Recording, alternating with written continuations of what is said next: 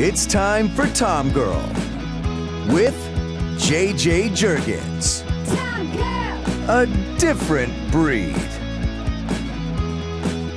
Tom Girl. Tom Girl. Hey there, I'm here with Bryan Pate, co-founder and CEO of ElliptiGO. Hey, Bryan. Hey, happy to be here. I'm so happy to have you sitting down here and talk to you about this. I've been doing research and watching videos of these bikes, and I'm so excited to hear more about how you created this company and came up with the idea for this. Cool, yeah.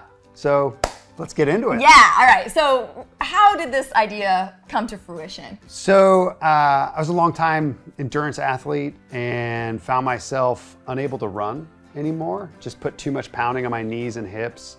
It turns out I have hip impingements. And so anyway, all these physical limitations left me in this position where I couldn't run anymore. And I ended up using the elliptical trainer instead. But I hated going to the gym. I hated like getting in the car, to drive to the gym, to check in at the desk, to like go to the machine I wanted to use, but someone else was on that machine, so I had to use this other machine. It was just, that was not my thing. I just wanted to I just wanted to run, really. And since I couldn't run, I wanted to just leave from my house and run. So anyway, I was on this elliptical machine and it hit me like, why can't I just do this out on the road? Like why hasn't someone created a low impact running device? So that's where it came from. I mean, I get it because it's like as a runner, part of like the runner's high and the endorphins we get, it's like being outside and having that fresh air and clear your mind and just inspire you. So. Totally, and something to train for. Like just going to the gym, I literally would tell myself, all right, I'm going to the gym now so I can eat as much as I want without getting quite as fat as I would if I didn't go to the gym. Because I was still getting out of shape. And it was just like, there was no purpose behind it. There was no joy behind it. It was a chore. And that drove me crazy. I didn't like exercise being a chore. Yeah, when you had this idea then, I mean, that's a big idea to be like, well, does this exist? How am I gonna create this? So what were the steps that you took after that? Yeah, so I literally went home and I Googled like all the things you'd Google, like a bike, elliptical bike, low impact running machine, blah, blah, blah. And there was nothing out there. And I said, how can this be, right? Like, how can this be that it was 2005? We're so technologically advanced in 2005. How could we not have a solution for someone like me? And so I spent about a month researching not only solutions, but like, what would the market be like? I happen to be in marketing, and then realized that this was actually that I wasn't the only one who had this problem. There were probably about 1 million people a year just in the US that had to give up running because of injuries. And so then I was fortunate enough to know a very talented mechanical engineer who also was an Ironman triathlete. And we'd actually trained for triathlon together. So we were friends from an endurance sports standpoint, as well as working together on a new product development team to build new products. He's a mechanical engineer on that team. And so I just called him up out of the blue. I was like, dude, can you build me an elliptical trainer you can ride on the street? And he was like, yeah, but I'm sure that's been done. And I was like, you're not gonna believe it, but it hasn't.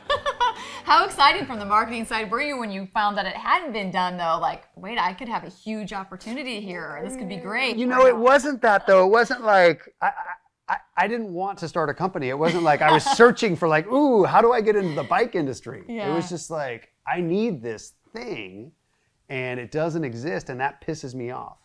I mean, it truly was like, I was upset with the world that this thing didn't exist more than I was looking for a way to be an entrepreneur. Because I was not on the path to get into elliptical cycling. Let's just say that. Funny what the universe sends your way, right? No, it's true. Yeah.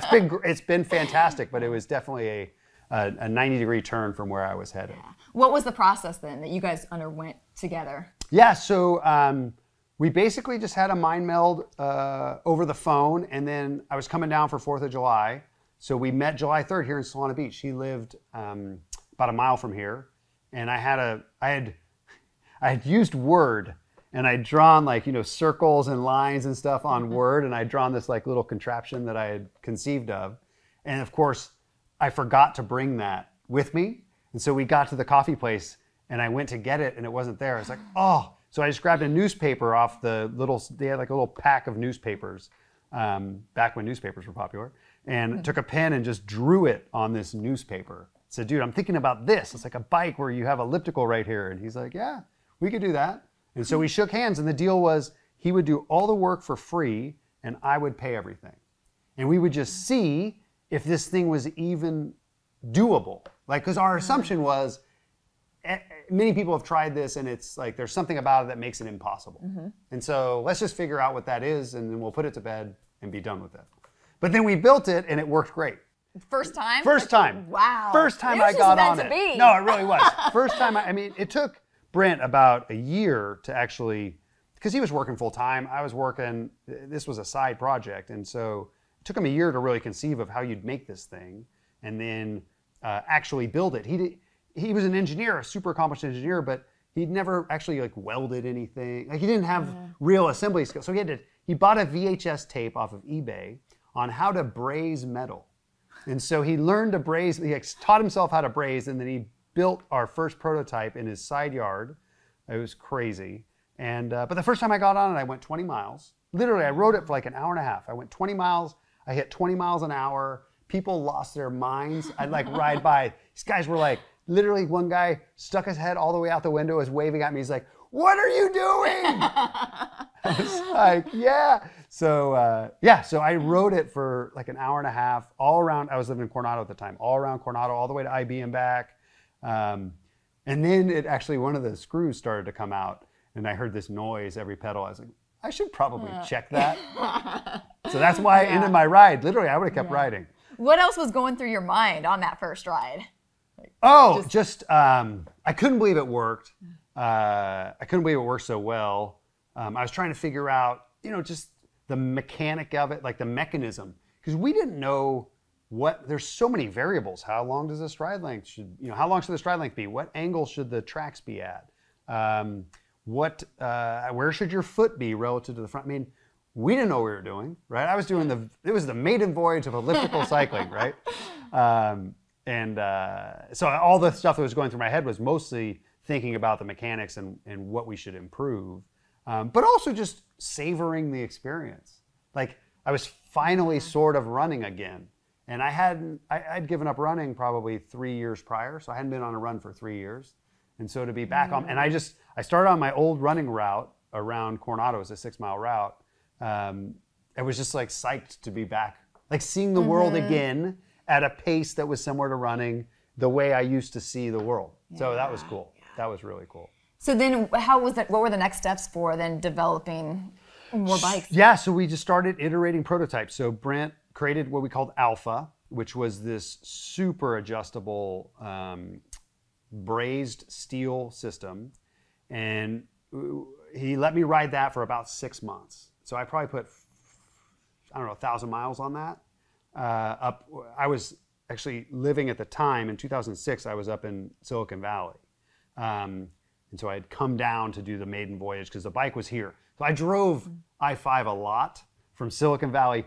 It was like we were divorcees with like sharing a kid because we had one bike and he needed it and I needed it, right? Yeah. So it's like I was constantly hauling this bike back and forth from Silicon Valley down to San Diego, and then he'd have it for 3 weeks, and then I'd come down and get it and I'd have it for 3 weeks. But and then he was iterating, okay, what are we going to do for beta, which was going to be the next design. And then he thought of this third design that we called Charlie. And so he ended up not building beta, but he built Charlie with a specific intent of really making it super rigid.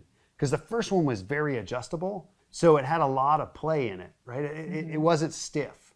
But if it's, as cyclists know, if your bike has a lot of play in it, you're losing energy. So it's not as fast because a lot of the power is going into flexing the frame. So we wanted to build a frame that was super stiff. And so we built Charlie with the intent of riding the Rosarito to Ensenada 50-mile bike ride. So there's a 50-mile ride down in Mexico. It's pretty well known, has like 10,000 people do it, or at least at the time they did. It may be no longer functioning, but it's a great course, has a huge climb in the middle of it. And we figured if we could ride this thing 50 miles with cyclists, like in the pack, duking it out, then it was legit. And so then the next phase was Brent building that and then me training up for that. And so that took us from 2005, where we first started the project, until 2008 when we actually did the Rosarito to Ensenada. And that was awesome. So finished in 3 hours and 16 minutes of ride time, right in the middle of the pack. Again, people were losing their mind left, right, and center. I mean, it was cool. Because no one had ever seen something like that. Yeah. Right? It's a bunch of knuckleheads. It's not a serious event. It's like a bunch of people who want to get drunk. It's like 8,000 cyclists who want to get drunk at the end. And so they were super open, and we chatted the whole way. There was not a moment that someone wasn't riding next to me like, what the heck? Like, how are you doing that? Does it have gears? What's the deal? Can you coast? Just chirping away. So then when was it where you guys were like, okay, we're ready now. Let's put this in the market, introduce it to people, get it out there. Yeah, so we started with Charlie. I took it to, our original vision was actually not to start a company. It was, let's get the intellectual property behind this. Let's get all the patents. And then let's just license it to Trek or Specialized or some fitness company.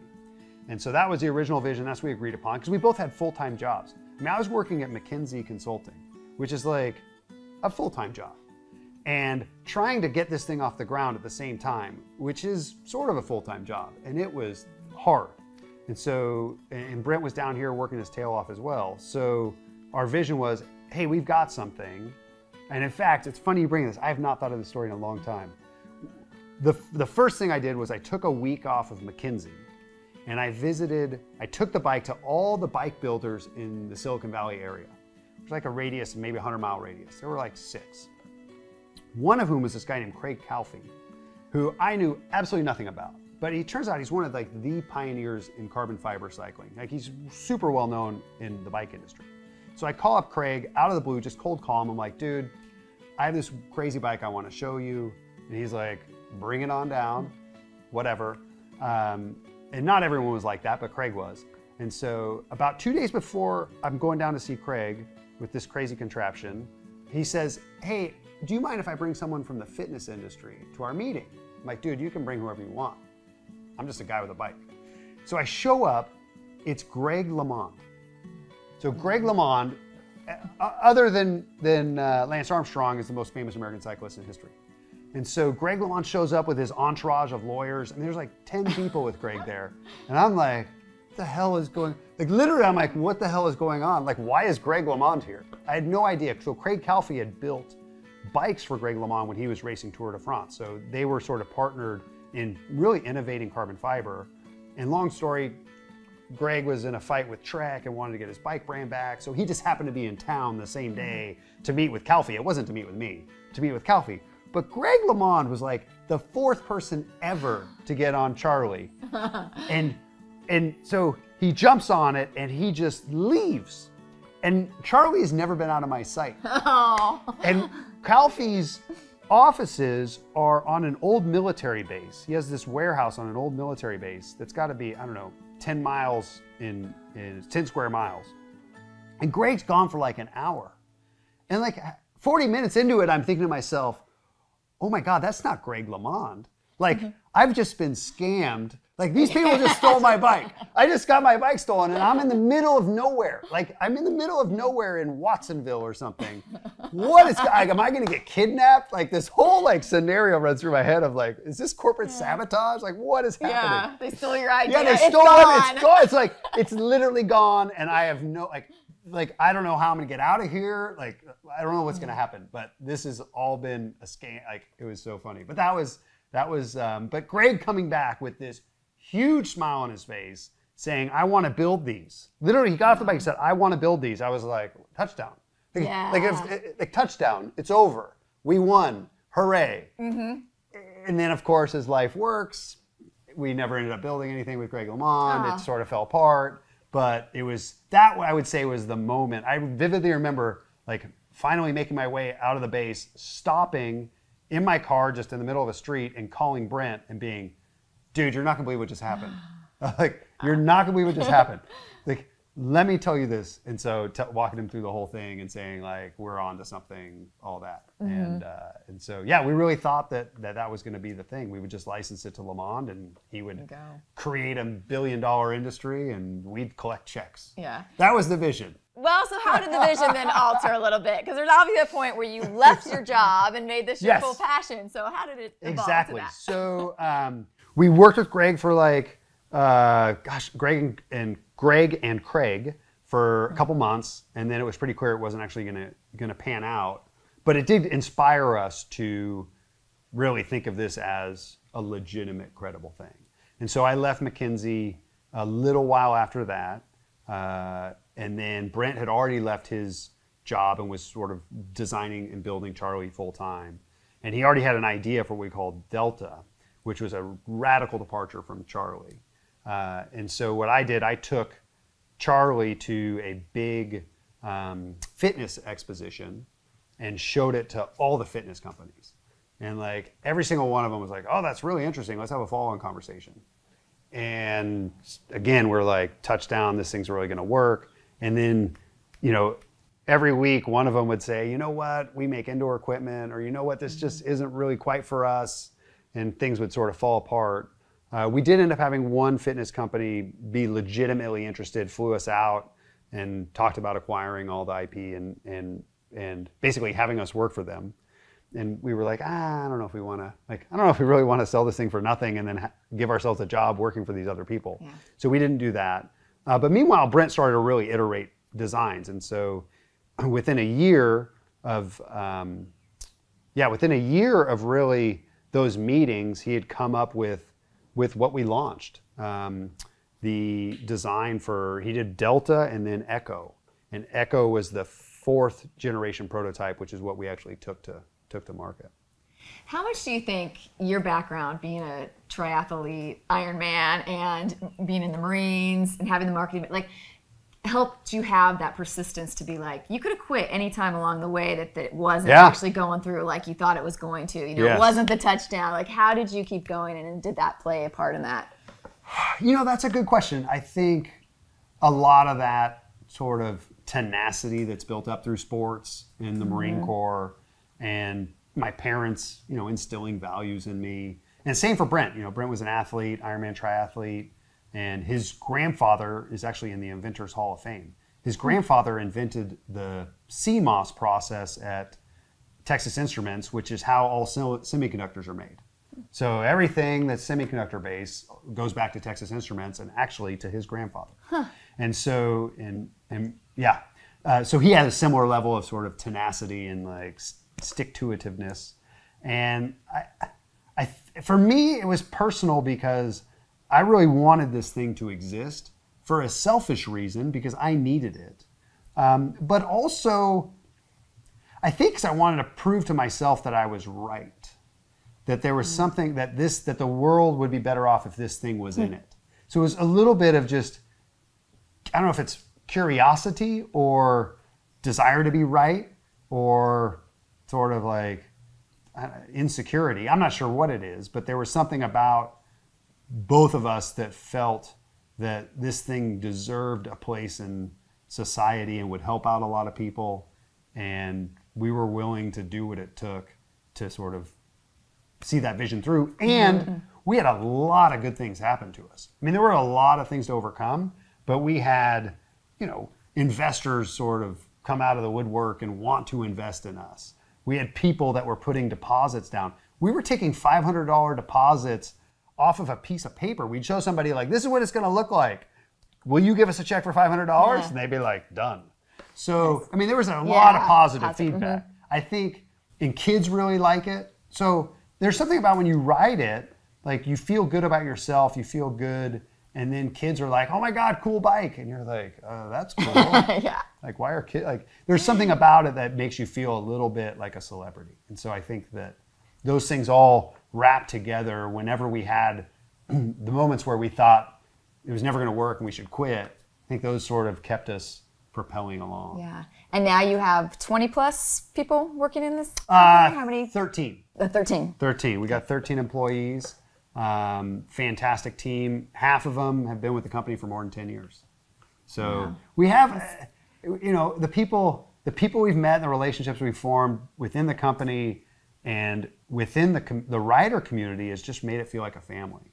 Like it's like personal, deep personal relationships that keep everybody really entwined and trying to achieve the same goal. And I think it seemed like you had really great core values in your business, what your business follows. And I think one of my favorite things is you actually have a chief enthusiast on staff and a dog.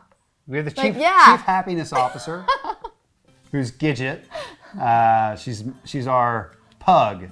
And she is, you know, she's a contributing member of the team. She really is. She's a contributing member of the team. I think dogs are so important in the workworkplace. I'm a huge dog lover, but yeah, just the energy that I'm sure Gidget brings in here and the happiness that you said, it's important in business, you know? Our team made a little packet of stickers for enthusiasts and had, you know, pictures of the bikes and little sayings and stuff. And then there's a picture of Gidget right on it. They didn't tell me they were doing it. It was just like, here's our pack of stickers for this year. And I was like, oh, my dog's a sticker now. Yeah. It's cool.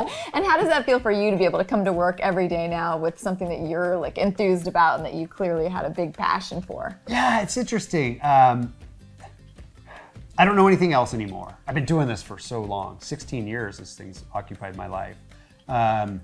Parts of it's still a job. It really is. It's still a job. Parts of it are really hard.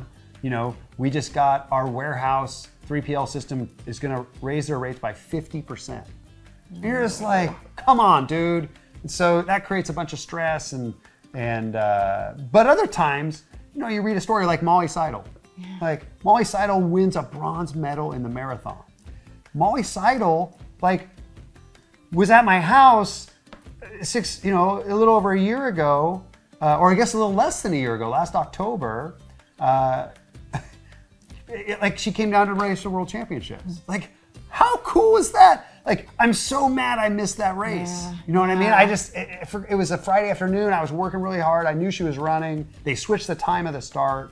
And then I checked my phone and it's like, Molly Seidel wins bronze. I'm like, how cool is that? Or Meb.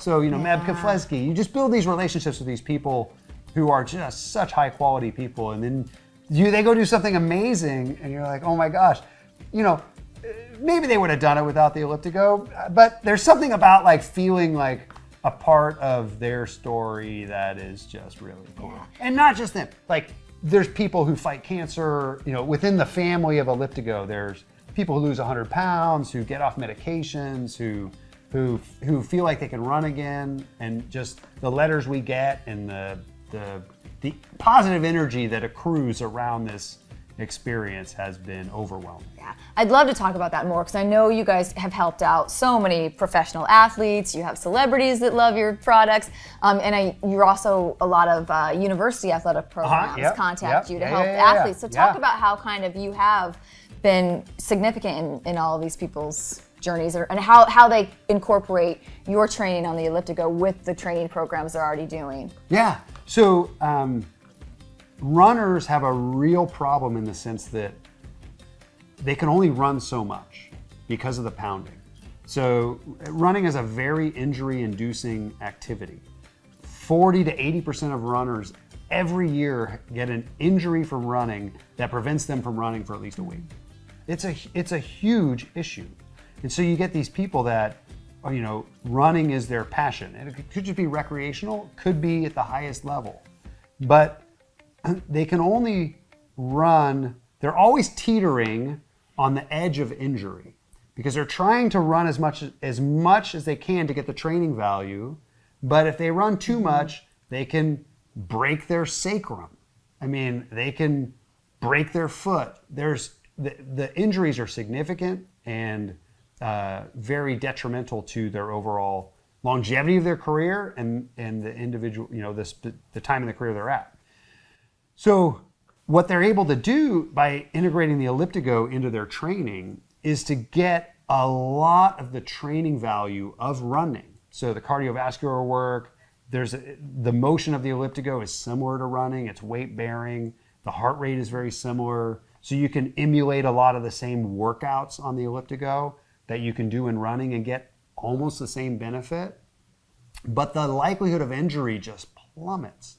So the pounding is what is the problem with running. There is zero pounding on an ElliptiGO. So you take someone like Meb, who used to run 130 miles a week. The guy was 40 years old when he won Boston. He was not running 130 miles a week. He was running like 70, but he was doing like 100 miles, 150 miles on an ElliptiGO. Not fast, not hard, but he was still getting in that training volume. And so it allowed him to get to a cardiovascular level that he probably wouldn't have been able to reach running alone. And he didn't sacrifice that much of real run training because he was still getting in all his quality workouts. And Molly does it the same way. You know, it's in 300 universities, to your point. And it's just one of those things where once you get your head around it, you're like, oh my gosh, I can do any workout on the ElliptiGO that I could do running, and I'm not going to do the pounding, so I can actually train more. Like Meb at his height probably ran 13 hours a week. A recreational triathlete like me was training 20 hours a week. Why am I training 50% more than literally the Boston Marathon champion? And it's all because it's not because more training wouldn't have helped Meb. It was just like if he ran more than 13 hours, he'd get hurt. So there's this limitation to really how much a runner can train that is unique in endurance sports. Pro cyclists, 35 hours a week. You know, pro triathletes, 30 to 40. Swimmers, somebody swimming 100 meters in a pool may train 6 hours in a day. Swimming. Runners don't do that. They just can't do it. Runners can't run 6 hours in a day, at pace anyway. I mean, that's a non-starter. So ElliptiGO really fills that gap. And then like Alafine, so Alafine Tuliamak, who actually won the American U.S. Marathon Trial, so she just ran yesterday in Tokyo as well. She decided to have a baby in between the trials and the Olympics. And so we've had a lot of pregnant runners use the ElliptiGO because it works in a stand. And so you can have it indoors. It's a much better replication of running than the indoor elliptical trainer, just because how we engineered it to feel like running. And so she got in a ton of training while she was pregnant, immediately after she gave birth. You know, sometimes she doesn't want to go for a run with the stroller. Her husband's not around to watch the baby, so they put the baby and she just uses the indoor trainer.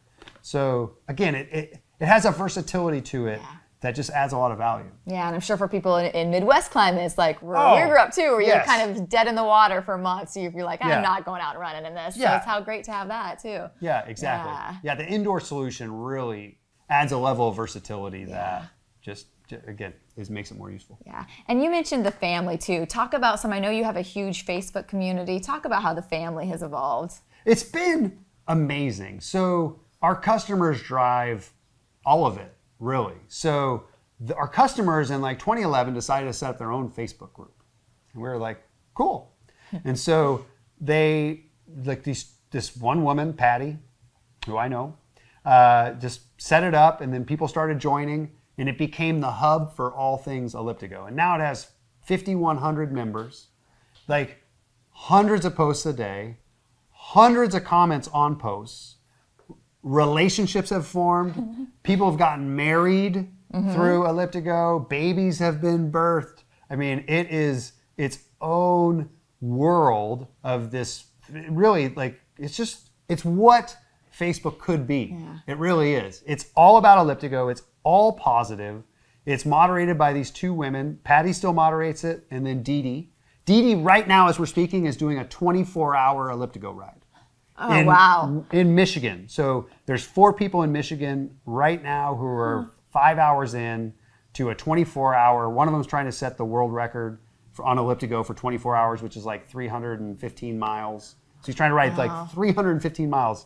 And so Dee Dee, one of the moderators, the 2 moderators of this Facebook group, is literally riding 24 hours right now. And Tara, who you interviewed before, is the world record holder in the 24-hour ElliptiGO. She did like 280 miles. So that's probably eating her up so that she's not there right now. It is eating her up that she's not there. It is. It's eating her up. And it's great. She has a great battle. There's a woman in the Netherlands who is also a 24-hour specialist. And so they sort of go back and forth on who holds the record. And but it's so cool. It's such a family. And the Facebook group, I think, really is the hub of the family. And then out of the Facebook group grew this thing called the Global ElliptiGO Riders Club. And it's a membership, like, totally set up by our customers. They pay, I think it's $50 a year to be part of it. And there's hundreds of people that do it. And then they run their own challenges and events. So they've run events around the country. And people will fly in from all over the world to meet each other that they've like hung out with on Facebook for maybe a couple years. They'll like all fly to a big one's in Arizona. There's a big event in Arizona every year, and literally people from Australia will come, or France. It's crazy. Yeah, tell me more about some of those events. I know you have one, a Burroughs one that you do. The 5 Burroughs. Yeah. So the 5 Burrough Ride, funny enough, Another guy doing the Michigan 24-hour race is the lead coordinator for the 5 Burroughs ElliptiGO event. And so it's a weekend event in New York City. We time it with the largest bike ride in the country, which is the 5 Borough bike ride. So 30,000 cyclists. They shut down 40 miles of New York City roads, and you go through all 5 boroughs. Awesome. It's unbelievable. Yeah. It's unbelievable. You start in lower Manhattan, you go through the park, you come up in the Bronx, you go into Queens, come back to Manhattan, go over to the Brooklyn, and then you finish on Staten Island. So you hit all 5 boroughs, and there's this huge party at the end. Of course, the weather is always horrible. So I think I've done it 4 times. I've never stayed for the party because it's always raining and cold. But we get like 100 ElliptiGO riders there, again, from all over the world. And we do a 3-day event. We do a Friday night dinner. And so Thomas Rousseau, who's racing this 24-hour event right now, coordinates all that. And it's people from around the world. And that's the only like large event we do that ties into another sort of existing cycling event. We have our World Championships in Raleigh out here in October. Mm-hmm. We'll get about 150 ElliptiGO riders, again, from around the world. And then 50 of us will race up Mount Palomar, which is 4,200 feet of climbing. Tara's done it a couple times. Molly Seidel won it last year. The woman who just got a bronze medal won our World Championships last year. And we're hoping she comes back this year to defend her title. Mary Decker Slaney has come out to race Palomar like 4 times. She's finished on the podium every time. She's the most competitive person I've ever met. She's finished on the podium every time. She's never won it.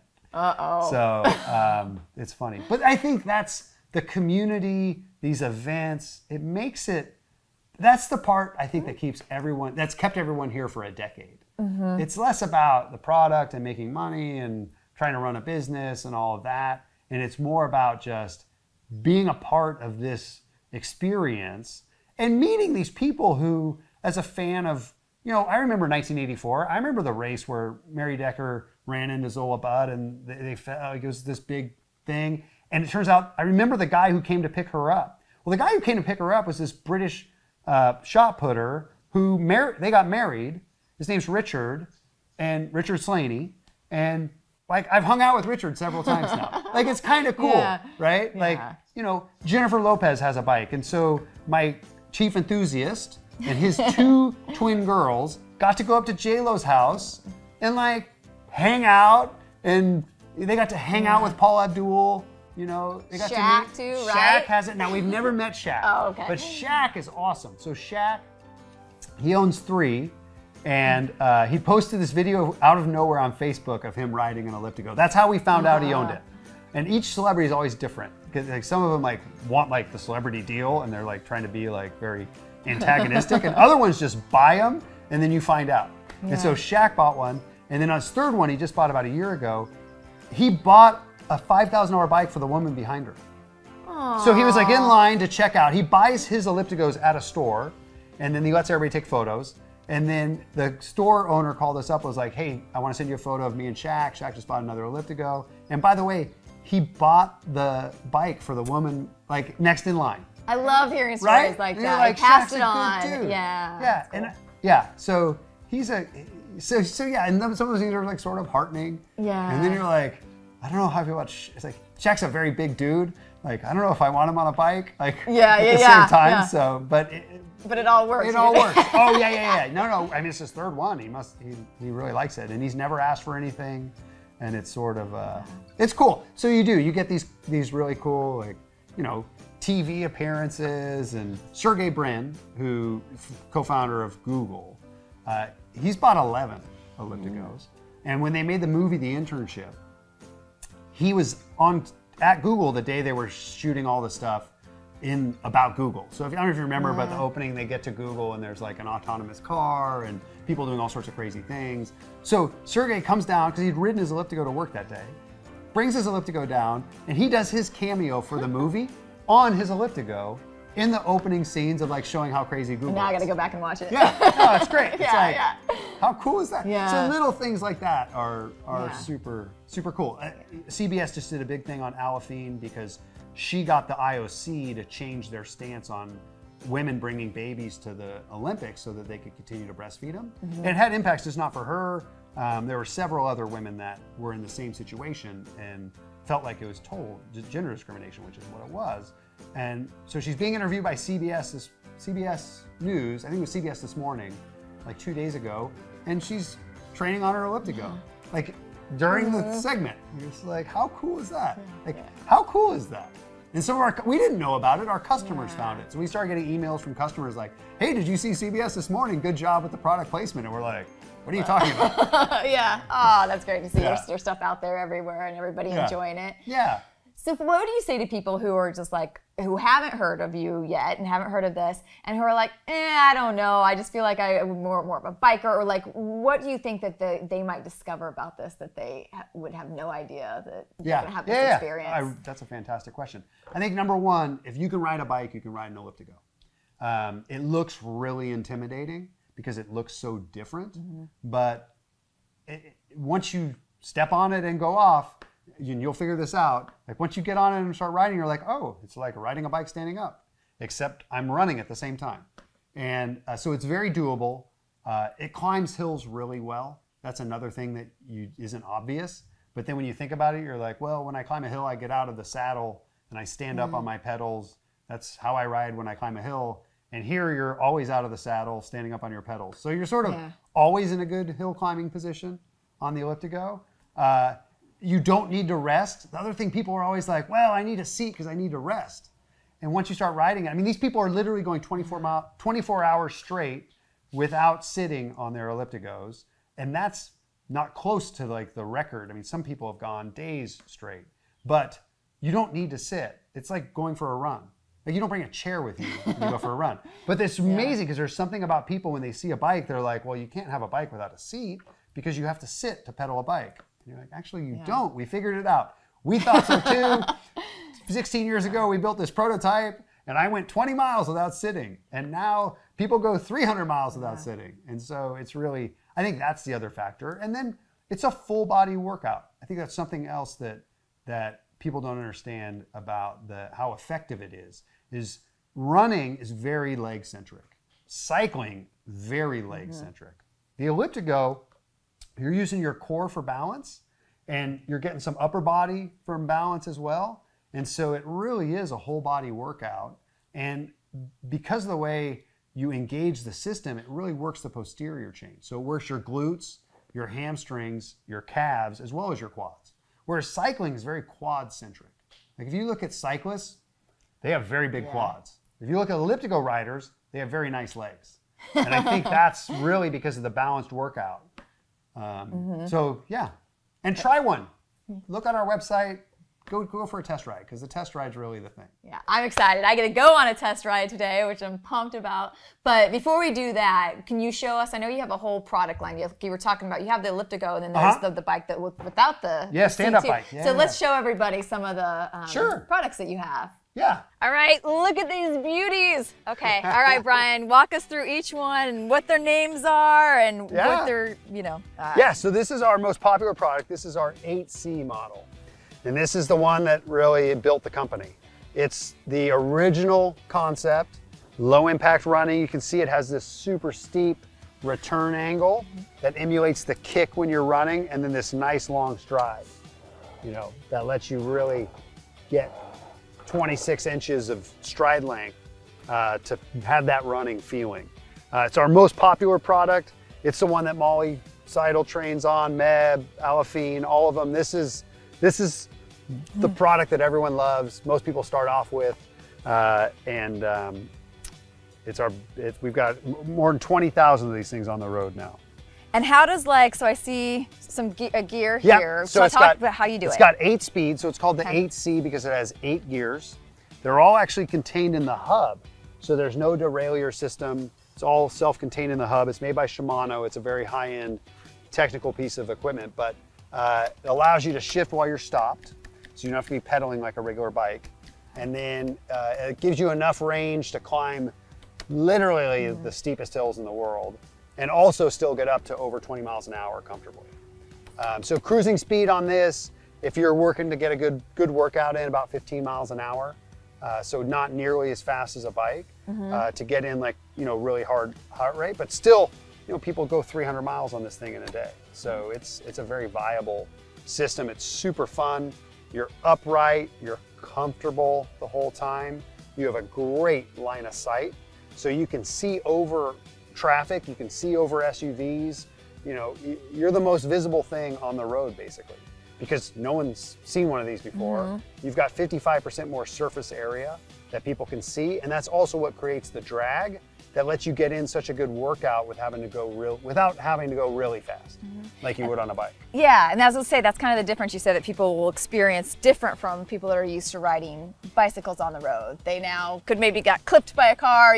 Lots of times cars don't see bikes. You're gonna see this coming along. You're gonna see this, and more importantly, you're gonna see everything else because you've got more time to react. You're just going slower is safer, more time to react. You're able to slow down quicker. I mean, the brakes are the same as a bike brake, so you're just braking it from less speed.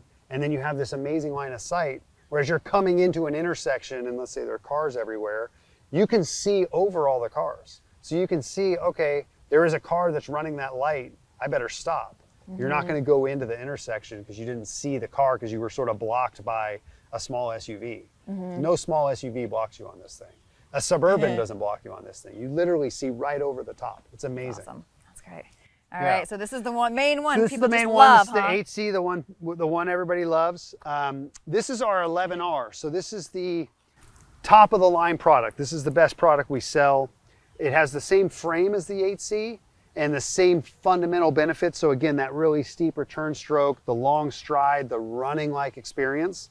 But we added carbon fiber to the drive arms, reduces the weight, and it also dampens vibration. So all the people that are doing the 300-mile, 24-hour thing, they all ride this model because it eliminates some of that road vibration. And so it's less taxing on your body just from a road vibration standpoint. So that's really nice about the carbon fiber drive arms. And then this one has a nice folding feature. So this steering column actually folds down, and that steering column comes out. So ultimately, they both can fit in the back of like a station wagon or SUV. You can actually get 3 of them in most station wagons and SUVs, because when you take the front wheel off, they actually become pretty low, and you can just stand them up right next to each other. But this is a little more elegant way to do it, just because it's one piece. That one, when you pull the steering column out, you've got a steering column in one hand and the bike in the other. So this is just a nice feature that people really like. So this is much more for our enthusiasts, people who are serious about either racing or doing really long events, or are going to be moving the bike around a lot. And it has 11 gears, so it gives you a little more top end speed. So this one, you start to spin out at about 25 miles an hour. You're basically going to stop pedaling on this. So on any real descent of a steep hill, you'll actually have to coast. This one you can pedal the whole time. This one you can pedal up to over 30 miles an hour. And because of drag, you almost never go more than 30 miles an hour. Like going 30 miles an hour you have to be going down a very steep hill on one of these bikes. So that's what's great about this. From a workout standpoint, you can pedal the entire ride, climb steep hills, descend steep hills, and keep your workout flowing at the rate you want to do.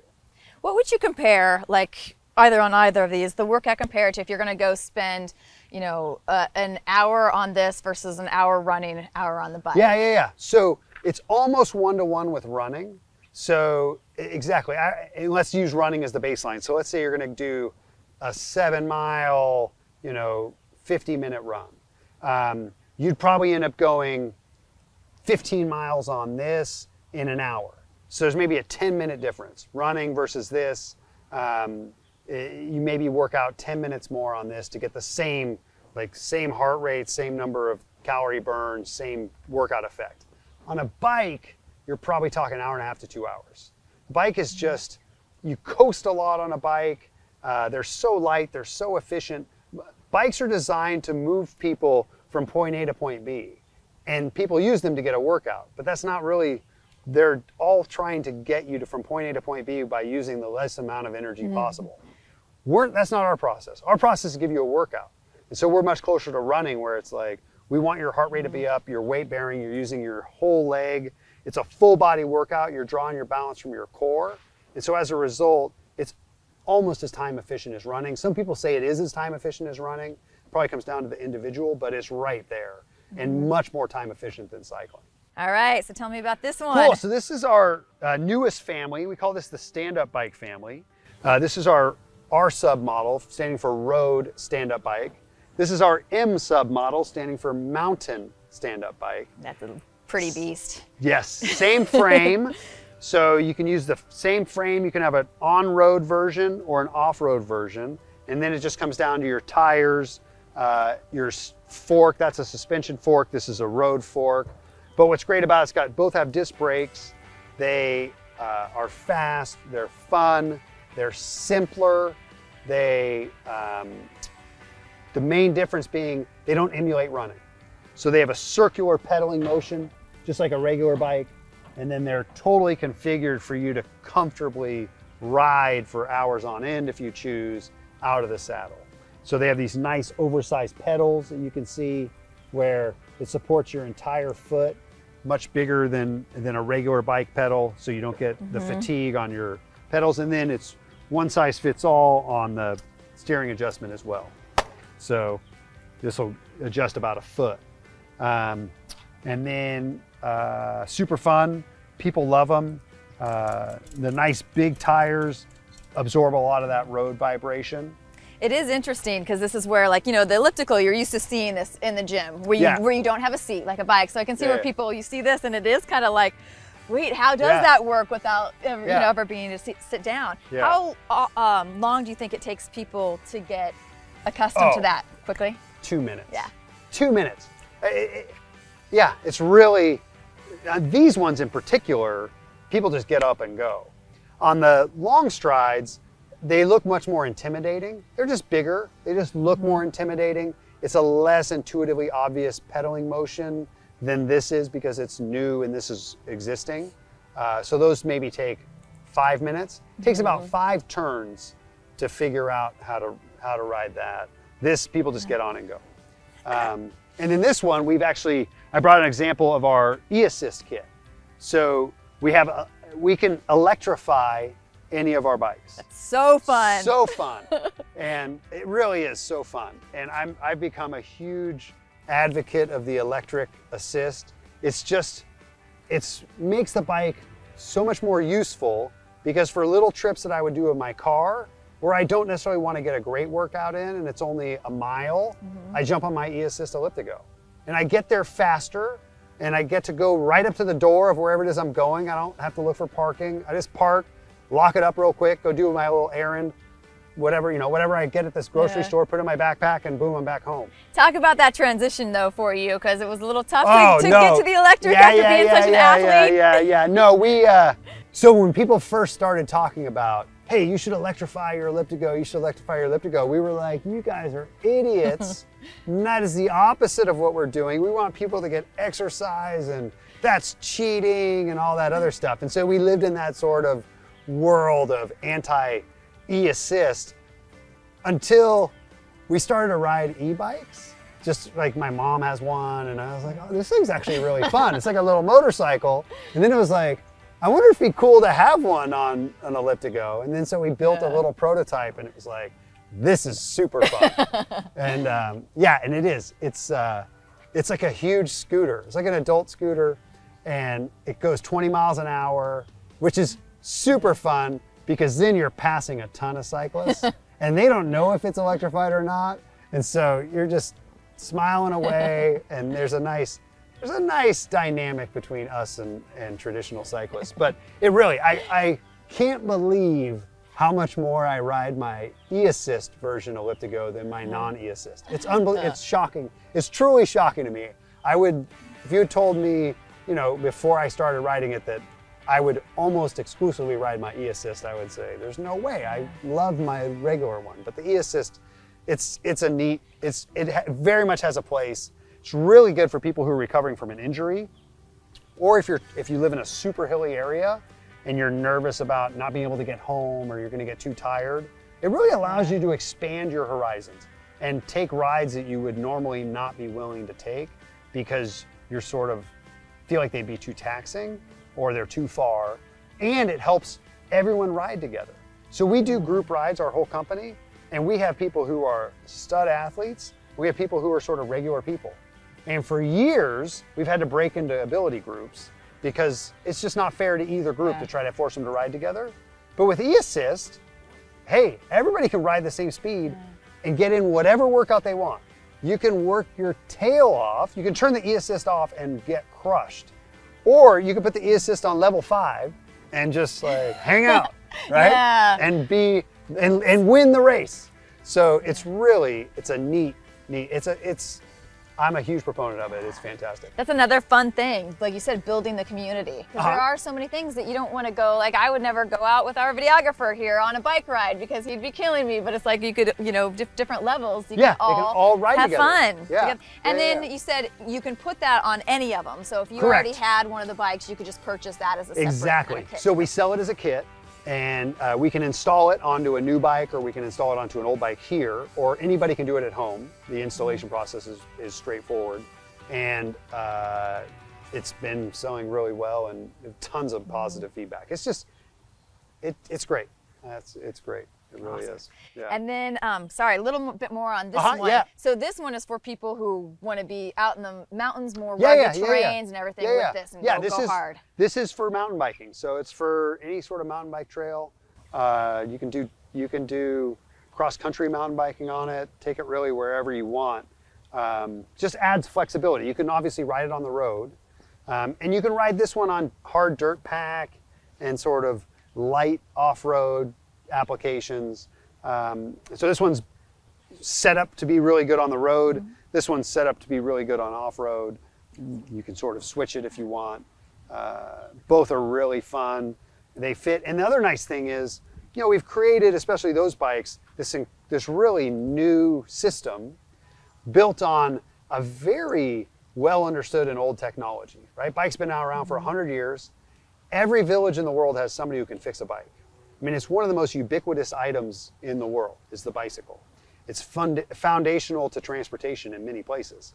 And so there's this install base of millions of people around the world who can fix our product, right? They have the tools, they have the expertise. When you look at this product, every piece on here is standard bike industry stuff. And so you can put it on a bike rack, you can use a bike lock, you can get a bike light, you can get a bell. If you want to haul your dog around, you can get like a little trailer that hauls your dog around, right? Like there's this whole industry, this $1 billion plus industry of accessories that will work on all of our products, which makes them much more useful. Like we didn't have to invent much other than how to orient the different, you know, killer components to create a new experience on something that's been around for a really long time. Yeah, that's really smart. It's cool. Well, it's not smart, it's just lucky. Like, get your dogs, get your groceries, everything. Yeah, get your dog, your groceries, all of it. Yeah. All right, well, I am so excited. Can we take one out for a spin? Yeah, let's do it. Let's do it.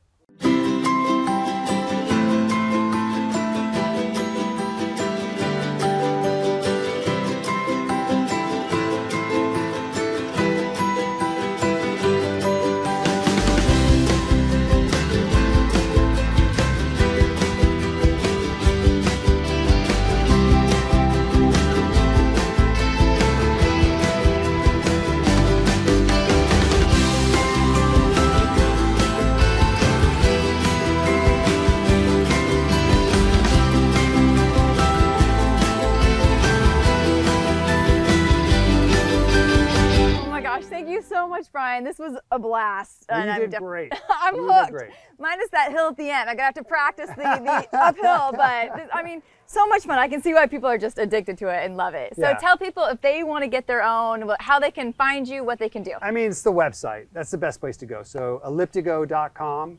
And if you can't remember that, just Google stand-up bike or outdoor elliptical bike and you'll track us down. ElliptiGO. It's got all of our models. It's got detailed information on them all. It's got a bike finder.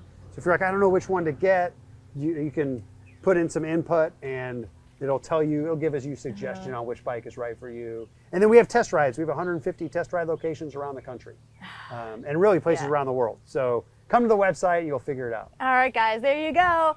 Well, thank you so much for taking the time. I really appreciate it. This was just so much fun and I loved it. So I thank you. Thank you. Thank you. ElliptiGO bikes are absolutely amazing. You will love all the outdoor adventuring you can do with them and all the incredible people you will meet in the community. Look forward to seeing you on the road. Time girl.